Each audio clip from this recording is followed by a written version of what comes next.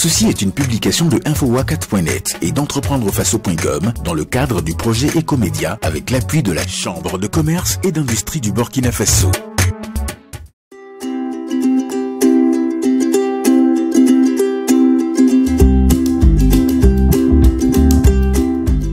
Moi, c'est Sanouide Abdul Majid. Je suis promoteur de Super Déco Plus et futur promoteur de Super Déco Plus BTP, qui est une extension de Super Déco Plus. J'ai eu une licence en marketing et gestion commerciale. Parcours professionnel, je dirais que c'est la formation dans le tas d'abord, en peinture et décoration. Après, c'est les formations avec les différentes maisons de peinture, c'est des enchaînements de formation. Super Déco Plus, c'est une entreprise spécialisée dans la finition de bâtiments. Nous proposons tout ce qui entre dans le cadre des finitions de bâtiments. Quand vous finissez le gros œuvre, pour tout ce qui entre dans le cadre des finitions, Super Déco Plus propose des services dans ce sens-là. Comme classification de nos services, nous avons la peinture, le plafonnage, l'électricité, l'étanchéité, la menuiserie bois, et l'aménagement, la climatisation, l'électricité, la vitrerie alu, et le tôlage, le carrelage, les revêtements de sol, les revêtements de dalles, et ainsi de suite. Ça, c'est un briefing des services que nous proposons en matière de finition bâtiment. L'idée de la création de cette entreprise est vraiment inspirée de tout ce qui m'a toujours passionné, tout ce que j'ai toujours voulu faire, moi en tant qu'individu, et aussi en partie de l'aspiration de tous ceux avec qui j'ai travaillé. Même avant la création de cette entreprise, j'ai toujours été dans les petits travaux. Quand je suis en vacances, soit je fais de la menuiserie, soit je fais la peinture. Par la suite, après, avec les formations et ainsi de suite, on s'est aguerri, on a maîtrisé la chose et on a vu que les enjeux étaient plus grands et que c'était vraiment une opportunité pour nous de passer à une vitesse supérieure, d'essayer de proposer quelque chose dans ce sens-là. Donc c'est grâce à ça que nous avons eu l'idée de sortir un catalogue en 2007 dans lequel on avait agencé les décos et tout, mais c'était uniquement axé peinture. On a commencé le travail avant de se former. On a commencé dans le tas et tout. Ensuite, on s'est rendu compte des enjeux. On a vu que les enjeux étaient plus grands que ce qu'on imaginait. On a vu qu'on ne maîtrisait pas la chose autant qu'on se l'imaginait. Donc, on est reparti à l'école de la peinture. C'est là maintenant que nous avons fait la formation et c'est pour ça que nous avons créé Super Déco Plus.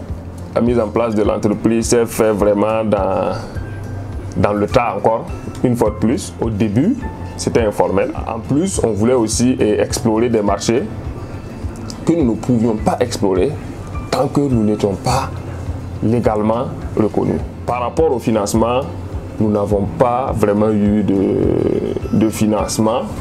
On s'est autofinancé. L'innovation que nous apportions dans Super Déco Plus, c'est l'esthétique. C'est la touche personnelle du client. C'est la qualité. Plus de transparence dans la maîtrise de ce que nous faisons. Actuellement, on compte 78. Maintenant, les 78, nous avons 13 permanents. Le reste, c'est des éléments que nous consultons s'il y a des activités et qu'on a besoin de plus de personnel. Il faut noter aussi que dans les 78 personnes que je vous ai données, il y a tous les corps dans le bâtiment. Et la particularité encore plus de Super Déco, c'est la jeunesse de l'équipe. C'est très important à noter parce que nous apportons quelque chose de moderne, quelque chose de tendance, quelque chose de jeune. Les difficultés, c'est financier. Souvent, vous êtes sur des projets que vous manquez de fonds. Voilà, ça c'est la difficulté majeure des jeunes entreprises. Après, on a des difficultés liées à l'obtention même des marchés. C'est toujours difficile d'avoir un marché, c'est toujours difficile de convaincre une personne quand tu es une jeune entreprise et quand tu n'as pas encore assez prouvé. Donc c'est difficile d'avoir la confiance du client, mais c'est une difficulté qu'on est en train d'essayer de remédier à travers la qualité de nos prestations. Le chiffre d'affaires de l'entreprise, grosso modo en termes de chiffres, en 2019 on a fait 15 millions et poussières et en 2020 on a fait 128 millions et 900 et poussières pour ce qui est du chiffre d'affaires. Mais il faut noter qu'en 2019 on était plus axé dans la peinture.